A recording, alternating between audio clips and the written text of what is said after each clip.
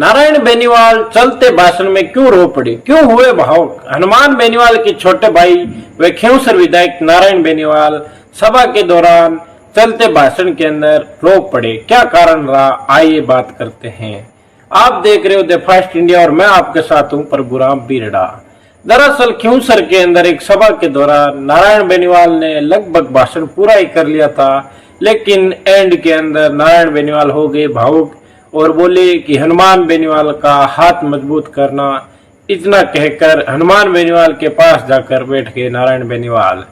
इसका आपने छोटा वीडियो सोशल मीडिया पे देखा होगा, लेकिन आपको पूरा वीडियो दिखाते हैं नारायण बेनीवाल ने किन किन मुद्दों पर बात की और क्या कारण रहा कि वो भावुक हुए।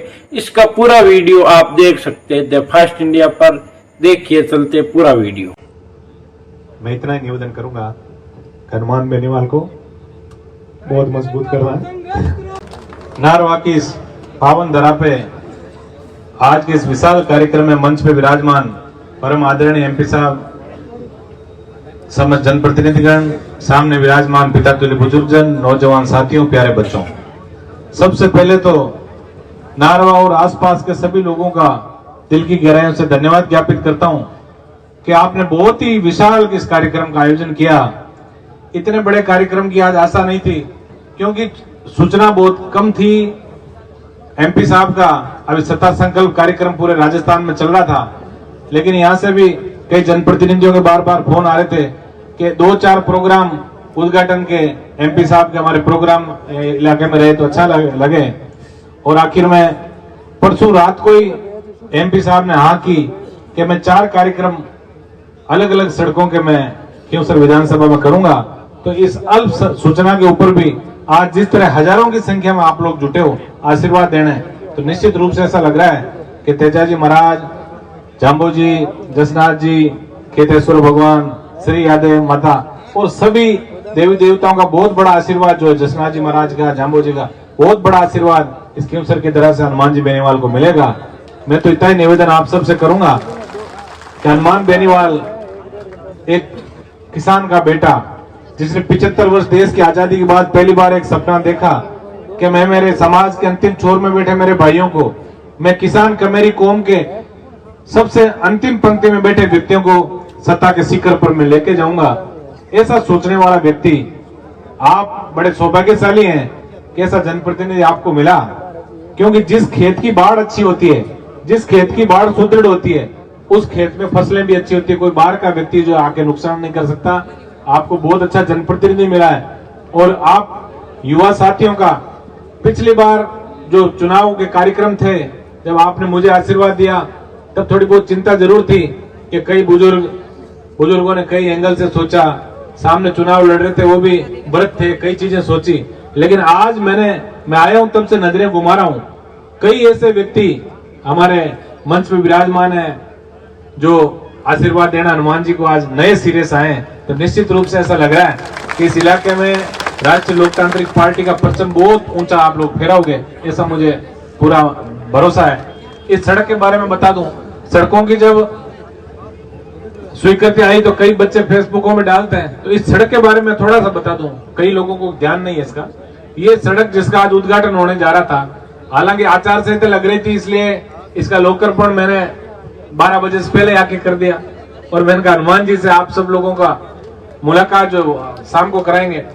ये सड़क जो है वो जो फलोदी रोड जो चाउंडिया फांटा है, चाउंडिया फांटा से शुरू होके और ये चाउंडिया, माडपुरा, आचीना, हेसाबा, उसके बाद पांचला सिद्धा के बीच जो हमारे शहीद जगदीश बिश्नोई जी का जो स्मारक बना है उसको भी इस रोड से जोड़ेंगे।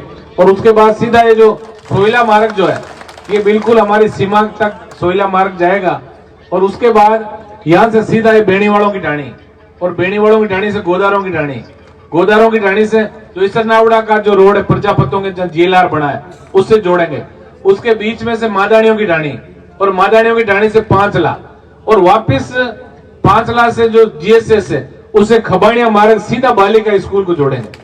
फिर वापिस यहाँ आके और यहाँ से नारवा, और नारवा से कांटिया, और कांटिया से जोरडी नाडी होते हुए खिंवसर, और जोरडी नाडी से बीच में से रतकुड़िया बेरा होके और दीप जी सरपंच साहब की ट्यूबवेल के पास होकर वापस नारवा, ये 100 किलोमीटर की ऐतिहासिक सड़क का सौगात हनुमान जी बेनीवाल ने आपको दी है।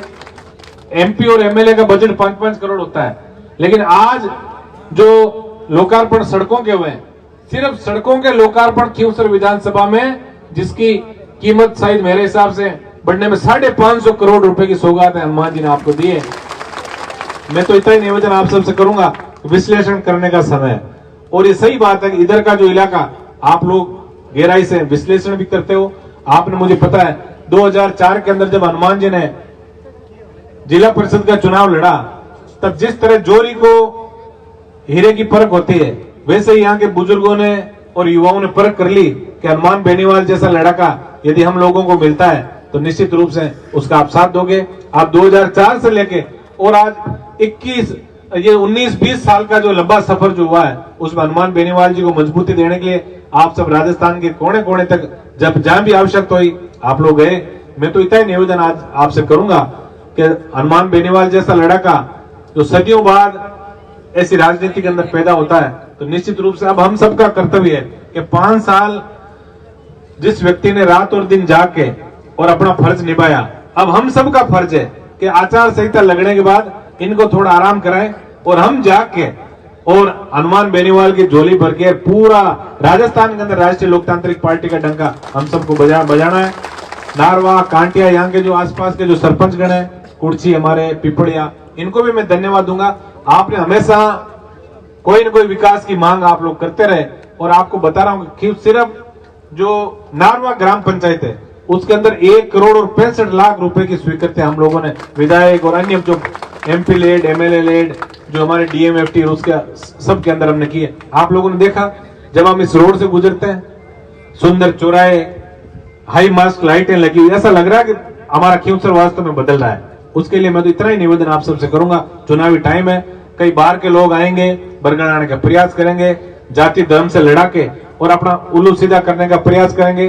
कई भारतीय जनता पार्टी के लोग कांग्रेस में जाएंगे, कई कांग्रेस के लोग भारतीय जनता पार्टी में जाएंगे। लेकिन आपको सिर्फ अर्जुन को जब पूछा गया कि हे अर्जुन आपको क्या दिख रहा है, तो उन्होंने ये कहा मुझे उस चिड़िया की आंख दिख रही है जिसके अंदर मुझे तीर मारना है। आप सबसे इतना ही निवेदन है, आपको सिर्फ और सिर्फ हनुमान बेनीवाल की रीति नीति और बोतल का चुनाव चिन्ह देख के और सही दिशा के अंदर हम सबको हनुमान जी को पूरा पूरा आशीर्वाद देना है। ये मैं निवेदन करने आपके बीच आया हूं।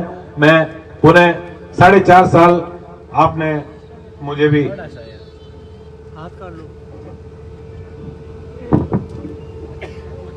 प्रतिनिधित्व